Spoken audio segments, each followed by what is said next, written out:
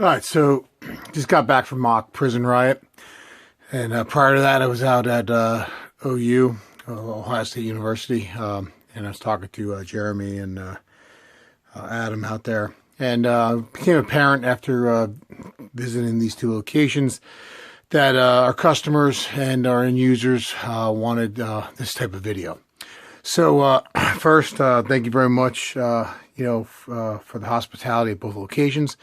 And next, really want to thank all the COs that I ran into down at Mock Prison Riot that thought our Gen 3 jersey cuff was as good as we believe it is as well. So we're going to go over the 5 uses of this Gen 3 jersey cuff.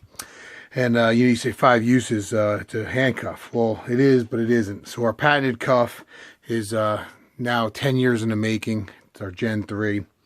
And our first use is obviously a handcuff. Our second use, we can use it to go ahead and slide and put over ankles and over boots and so forth, and actually restrain the person, putting both feet together. Some may refer to it as hobbling the person. The third, which is always, a situation, but one that unfortunately doesn't address very well with, the current disposable restraints, and that's a cast. You have that large cast, and there's a thumb sticking up, or you have a prosthetic, or you have an amputee, all these different things. So we're going to show you how our cuff goes and solves that problem as well. The fourth is you can use it essentially as a large loop and go ahead and slide it over the feet very fast and use that to restrain somebody, especially when their bodily fluids involved and other issues like that. And the fifth is simply just cutting and reassembling this. So what we have here is we have our handcuffs, and it's our Gen 3 jersey cuff. And what you're going to see is we have one here that's already deployed, so you can see it's open in its full form. Have one here that's not deployed. As always, they come with a full set of instructions, the do's and the don'ts, and there's more on our website as well. So obviously our first restraint you have right here, we have our leveling ring in the middle. Your hands would go in here. You would slide this forward and pull. So it would be that push-pull method I discussed earlier. To deploy the restraint, you would go ahead and take it like such, hold it from the bottom, pull the tab upward, go ahead and pop it open, and then place both fingers in like such, spreading it. Once you do that, you can put 2 fingers in each. That would then deploy the restraint. So moving on in regards to using it in the restrained feet. So what happens is once it's deployed, it's in this particular fashion, and you have these large openings. So I can slide the ring over to one side, put it over the foot, which is obviously very large, especially when people are restraining it. I can slide the ring to the other side, place it over the other, come out to the side, and pull it. Then bringing it in together just like a pair of hands, except it would be around the ankles.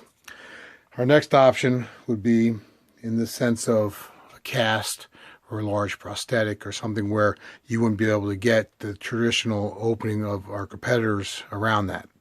So again, just like with the feet, we can slide it over. We have a large opening. We can get it around that large object, cast, different things, whatever it may be, a prosthetic, etc., etc. And then we can go and bring it over the other side. Again, the same method of the pull and the push. Push with this, pull with this. Our next will be the large loop.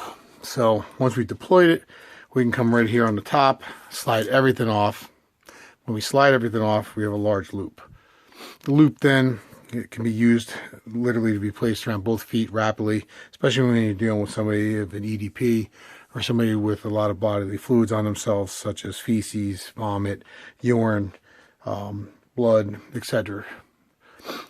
This then, from the end users that actually use this or gave us this feedback, you can essentially place this over as the person's being restrained, go ahead and cinch it down, and then once you cinch it down, it essentially draws both the legs into close contact, and then you can move to your leather straps or your hard iron or different things with your CRT or your different response teams for that measure. All right, so we went over the handcuffing, the hobble, the cast, the large loop. That's 4. Well, what's number 5, you ask? So number 5 simply is to go ahead and cut and reassemble in any configuration. So I go ahead and I take our loop, and this allows us to go and take the restraint and basically assemble it into any configuration, so that you now have the world's largest, or not the largest, but strongest cable tie in its class.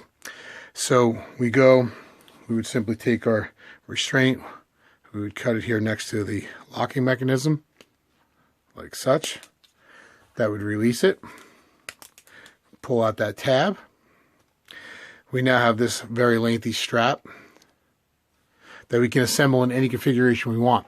So we want to go ahead and use it for an EDP and have to restrain the person so that they don't hurt themselves. You can do that now in regards to a cot or the infirmary or so forth. You have an emergency with some gear, something broke, pole cameras, all these different things that happen when Murphy rears its ugly head, and it does. Well, now you can just cut these apart and assemble them in any configuration you want. Literally all you do is take the cut end and reinsert it in that opening section back here, like such. Placing it in, feeding it through, and we have our loop. It can be done over and over again. So we then do it again. Pull out the spent tab. Reinsert it for a smaller section or a new job.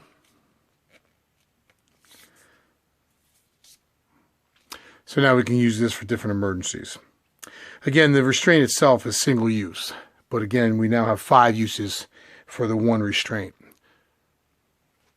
Like to again thank you to all the COs I ran into down at Mock Prison Riot, and definitely like the positive feedback that you gave us on the project, and look forward to future videos on the restraints and other uses, as well as some videos on our evac pack, which was very well received. And that will be coming out, which holds 96 restraints and 4 cutters. Thank you very much.